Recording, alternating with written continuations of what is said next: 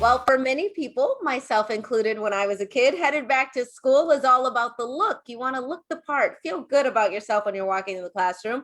And no one knows how to dress things up a bit better than our resident craft specialist, Amy Latta. Welcome back. Thank you so much.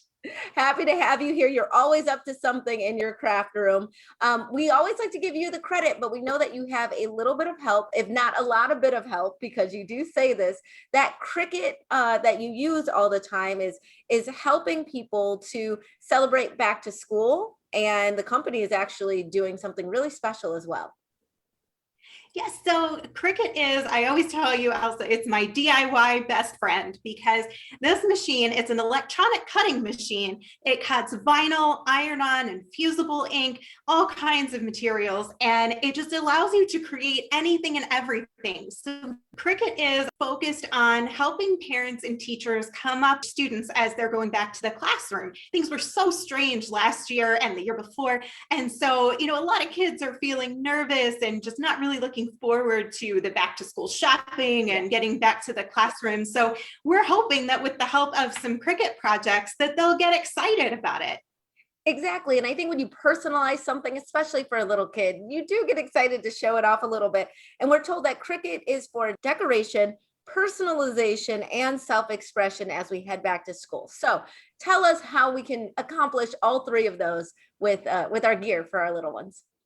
Absolutely. And let me tell you, I know you've got a little one. I've got two big ones at almost 13 and 14 years old, and they still love this too. Oh, good. Because it allows them to take regular school supplies or clothing and things like that and transform it into something that means something to them. So for example, I've got my son's water bottle here that he actually used all of last year and won't give up because he has a thing for bees. So this one we personalized to say be kind, and we put the bee on it.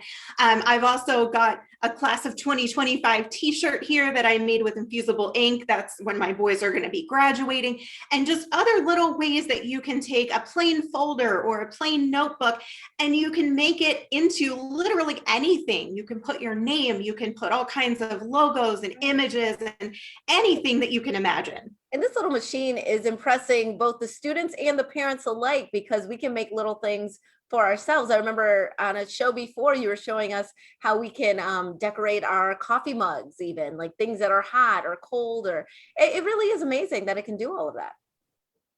Yes. And Elsa, I don't know about you, but I love taking those first and last day of school pictures. Parents, we like to do stuff like that. So I also have a first day of school sign here.